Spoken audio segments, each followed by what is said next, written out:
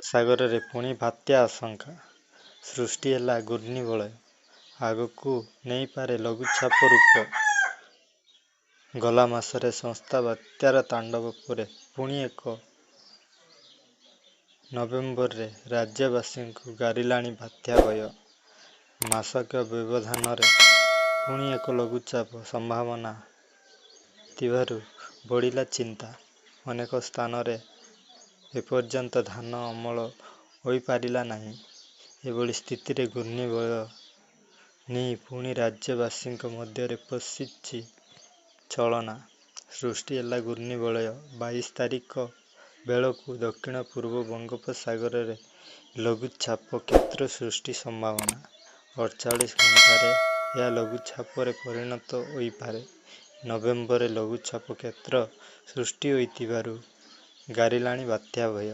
ଶୀତ ଋତୁରେ ଲଘୁଚାପ କ୍ଷେତ୍ର ସୃଷ୍ଟି ମଡେଲକୁ ନେଇ ଅନେକ ବାତ୍ୟା ଆଶଙ୍କା କରୁଛନ୍ତି।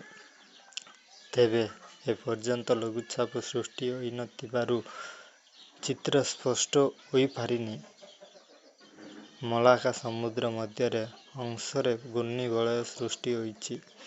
22 ତାରିଖ ବେଳକୁ ଦକ୍ଷିଣ ପୂର୍ବ ବଙ୍ଗୋପସାଗରରେ ଗୋଟିଏ ଲଘୁଚାପ କ୍ଷେତ୍ର ସୃଷ୍ଟି ସମ୍ଭାବନା ରହିଛି। ପଶ୍ଚିମ ଉତ୍ତର ପଶ୍ଚିମ ଦିଗକୁ ଗତି କରି 24 ତାରିଖ ବେଳକୁ ଆହୁରି ଘନୀଭୂତ ହେବ। ଦକ୍ଷିଣ ବଙ୍ଗୋପସାଗର ମଧ୍ୟ ଭାବରେ ଗୋଟିଏ ଅବପାତରେ ପରିଣତ ହେବା ସମ୍ଭାବନା ରହିଛି। ପରବର୍ତ୍ତୀ 48 ଘଣ୍ଟାରେ ପଶ୍ଚିମ ଉତ୍ତର ପଶ୍ଚିମ ଦିଗକୁ ଅଗ୍ରସର ହୋଇ ଦକ୍ଷିଣ ପଶ୍ଚିମ ବଙ୍ଗୋପସାଗରରେ ଅଧିକ ଘନୀଭୂତ ହେବା ସମ୍ଭାବନା ଥିବା ପୂର୍ବାନୁମାନ କରିଛି ପାଣିପାଗ ବିଭାଗ। ବଙ୍ଗୋପସାଗରରୁ ସୂକ୍ଷ୍ମ ଆର୍ଦ୍ରବାୟୁ ପ୍ରବାହିତ ହେବାରୁ ରାଜ୍ୟରେ ତାପମାତ୍ରା ବଢ଼ି ଚାଲିଛି। ସପ୍ତାହେ ପର୍ଯ୍ୟନ୍ତ ପାଗରେ ପରିବର୍ତ୍ତନ ହେବ ନାହିଁ। ଆସନ୍ତା 24 ବେଳକୁ ଲଘୁଚାପ ସୃଷ୍ଟି ହୋଇପାରେ। ଆସନ୍ତା 24 କିମ୍ବା 27 ବେଳକୁ ବାତ୍ୟା ହେବ ବୋଲି ପୂର୍ବାନୁମାନ କରିଛି ଆମେରିକୀୟ ପାଣିପାଗ ମଡେଲ ଜିଏପସି। 29 ନଭେମ୍ବରରେ ଉତ୍ତର ଆନ୍ଧ୍ରପ୍ରଦେଶ ଉପକୂଳ ଦେଇ ଅତିକ୍ରମ କରିବା ସମ୍ଭାବନା ରହିଛି। ତେବେ ବାତ୍ୟା ଆକଳନରେ ବିଭିନ୍ନ ମଡେଲ ଅନୁସାରେ ଏବେ ଠାରୁ କ'ଣ ପ୍ରଭାବ ପଡ଼ିବ କହିବା ଅସମ୍ଭବ।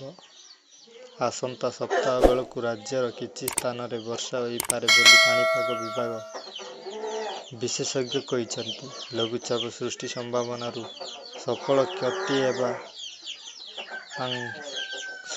ଆଶଙ୍କା କରାଯାଇଛି। ତେଣୁ ବେଳ ଥାଉ ଥାଉ ଅମଳ ସବୁ ବିଲରୁ ସଂଗ୍ରହ କରିବାକୁ ପରାମର୍ଶ ଦେଇଛନ୍ତି ପାଣିପାଗ ବିଶେଷଜ୍ଞ। ଲଘୁଚାପ ସୃଷ୍ଟି ପରେ ସମ୍ଭାବ୍ୟ ବାତ୍ୟା ନେଇ